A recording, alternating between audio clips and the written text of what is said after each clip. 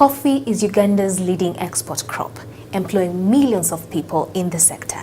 So today, we bring you the story of Uganda's agripreneur whose life has been totally transformed by this crop.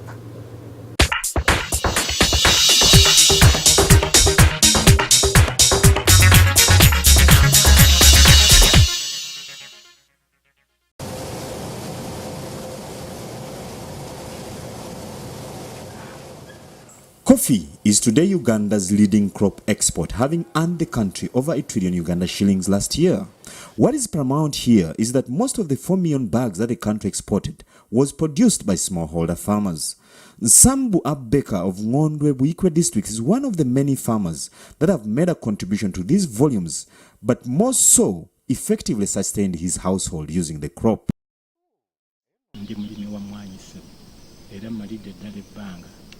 Emyaka giwezeeko kumpinga 10. Obugazi bwe nninawo eeka ziwera 3 eziriwo akati nga kweyongeddeko n'ekitundu kino ekikyali ate ekitototo nakyo. While most people think that farming requires huge acreage, Nsambu says that these 3 acres have financially empowered him enough to take care of his family. Era kaakati nembeera nga muzo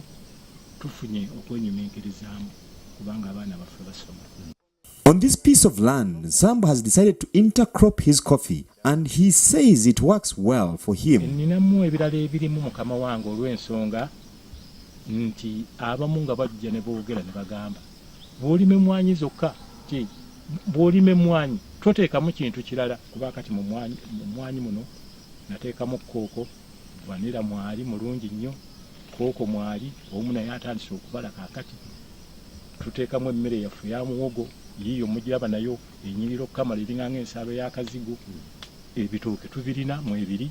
At this stage, Nsambu says he has not yet optimized his capacity since some of his trees are still young. His target is 2,500 kilograms of coffee in the tubadde nga emabega awo tusobola okufunayo kilo nga 5, 6, 7 naye kati era nazo engeri nti zigenze zisituka n'ento tuyinza okufuna ate ekiyinza okusukkamu. On his garden, Nsambu grows and researches different varieties of coffee involving Arabica, Robusta and more. Ekyama ekyo okusimba emmwanyi ez'enjawulo kirina omugaso kubanga olw'ensonga nti endala weba tekugendedde bulungi ate essubi ate endala erikuwa. With Arabica, he says he has managed to dispel the belief that it only grows in high altitude areas. He also naye ate bwe tugendako mu misomo nga bano abannalo batuyigiriza batugamba nti ate kakati ate zeetaaga nnyo ate ku nsozi. Nze ngisanzeemu omugaso omulungi ennyo olw'ensonga nti emmwanyi eno tekola kirerya yo buli mulamwa buli mpeke ebeeramu emulamwa gw'emmwanyi. He also has a special wide-leafed coffee variety, which he says carries 3 beans in each coffee berry. Emmwanyi eno mukama wange nze no ngiyita y'ebulemeezi zinagituuma y'ennemeezi nali nkyavuga abaakadongo kamu etandise okubala kaakati era yo mwebe emaze okubala muno namutwanogamu ddamu n'emmwanyi muno kaakati ate yino mwezza bwebanga ebaze bulungi emmwanyi eno omuti ogumu guvaako ensawo y'emmwanyi kubanga nakiraba eri ebulemeezi. He shares some tips on coffee growing. Ebbanga bw'obanga obadde oyonjezza bulungi ne weewaayo emyaka 2 n'ekitundu oba otandika okugira kiri okunoga kubanga eriyo ezimu ezitandika okubalira wano weeziti naye nga kiva mu ndabirira n'ekikanga kirungi. One of his major challenges has been the coffee wilt disease and prolonged dry spells, which at times dries up his plants. But he says he has managed this through good agronomical practices, including mulching and terracing. He, however, says beyond sustaining his family, he has seen more dividends coming his way. kyekintu ennyo kyensinga okwenyumiikirizaamu. Ate tuyambiddwa nnyo mu bizibu byaffe eby'omu maka okubeera obulungi kubanga tetwali nnyo bulungi. Some believes that before you think of a bigger farm running in hundreds of acres, start by mastering the management of a smaller farm. He adds that all farmers should prioritize productivity or yield per acre as opposed to farm size.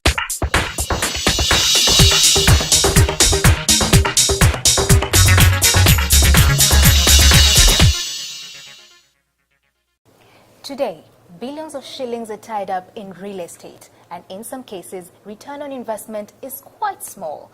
Critics, however, say that this could be as a result of having few investment vehicles available. Well, some disagree. They actually say there are quite a number of options that can be explored for investment, and stocks present some of those options.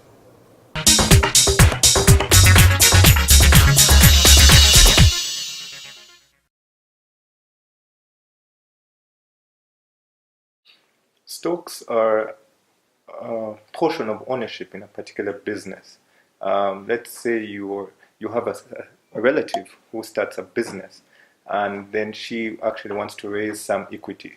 She may go to her family members and tell them, I have this good idea, take a stake in this particular business. So she will give, well, it started with her, so that's 100%. And when she starts to give it to her fellow relatives, each now takes a stake in the business. In return, she gets money to go out and expand the business. Now, it gets a little more expansive when you look at it when it's listed. Let's take a case in point, Stanbic Bank, when it did its IPO in 2007, it decided to list 20% of its shares to the public. So that is an invitation for people to come and own a portion of the business. And when the company profits, you also are paid a dividend, which is a return for you as a shareholder.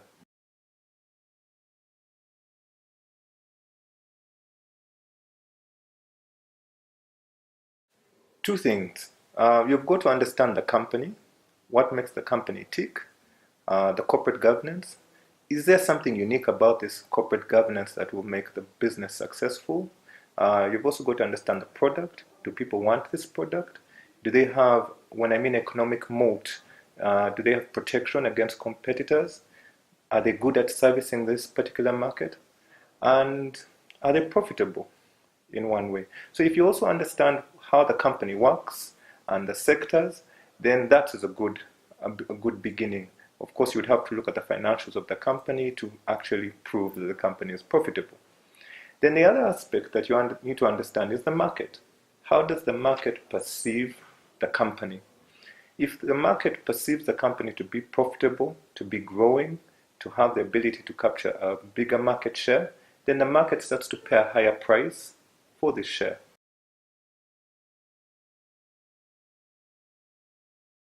It's a great question. You'd actually have to go to intermediaries. These are licensed stockbrokers, licensed by the Capital Markets Authority.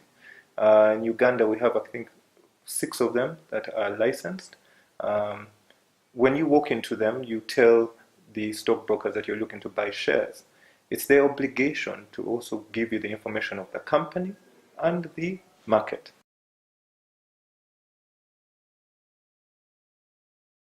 If you buy, let's say, Stanbic Bank at the price of, let's say, 150, and then at the end of the year, that particular stock price has moved up, let's say, 200, that 50% gain will come from people willing to buy more and more of this particular share, and those who are selling feel that you should pay a premium for that particular stock. So if you sell at, let's say, 200 shillings, you will then get the 50 shillings gain over and above the 150 that you invested. So that's what we call capital gain. In certain markets, this capital gain can be much, much more. But that is the driving principle on the capital markets. The other alternative to also gain is what we call dividend. Again, we talked about owning Stanbic Bank. And Stanbic, I believe, paid out a dividend this year of 1.7 shillings. Now that is a portion of the profit that the company made. If the shareholders and the directors feel that we're going to retain maybe 60% and pay out 40%, It's that 40% that is given out to the people who have shares. So the more shares you have, the more dividend you actually can benefit from.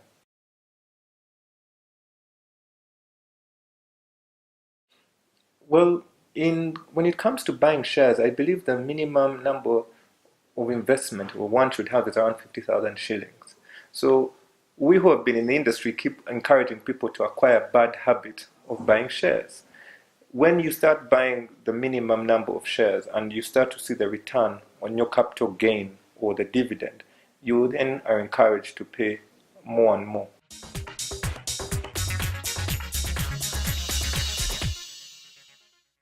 Technology is changing a lot of things around us. The way we converse, connect to each other. I mean, too much is happening around us because of this. So true, because for example, the banking sector, Yep. they've taken this, embraced it, and run with it. Today, you can actually make a transaction at the click of a button. Well, that's the focus of our next segment. How much technology is influencing this sector?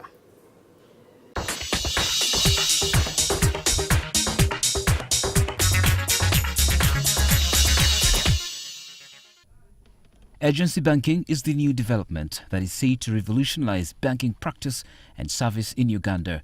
In simple terms, agency banking allows banks to offer services to clients through appointed agents spread across the country. But what is the technology making this possible? Our strategy is to have strategic partnerships with the fintechs. This is financial technology companies that have done enough research, have done a lot of investment in their own way in software. And this is made possible by integrating it with our core banking system to the level that it's real time, in that the customer links direct to his account and the transaction is there and then directly appearing on his account in the bank. On the security of the transactions involved, experts assert that the system is protected by strong firewalls to minimize compromise. The system is also built in such a way that one agent can handle transactions of different banks. So at the back end, once, say I'm a DFCU customer and I go to, let me throw, say, Bank of Africa, to a Bank of Africa agent. So once I want to do a transaction, the agent is one.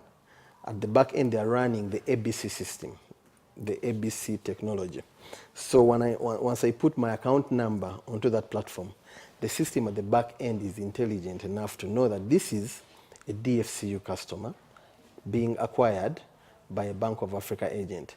So that way the transaction is channeled to DFCU Bank through the ABC switch.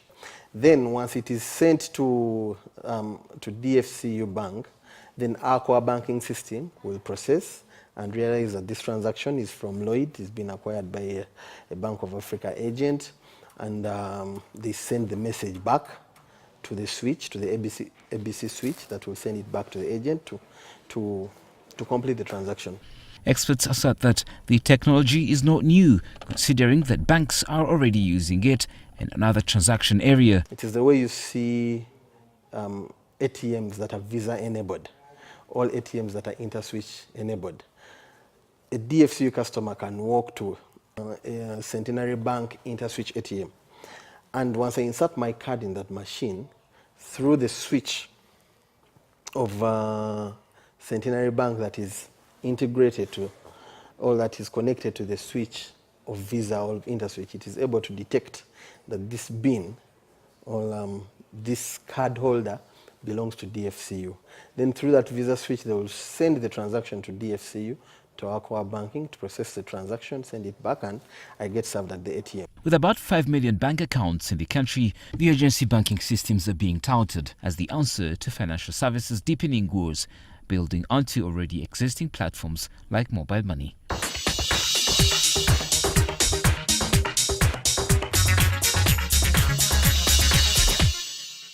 Thank you for watching tonight's show. You've been good company. And we truly appreciate your feedback. So in case of any questions, comments, or suggestions, be sure to contact us through the details on your screen. I've been your host, Charles Boje. And I'm Malaki Villaudera. Have a good night and God bless.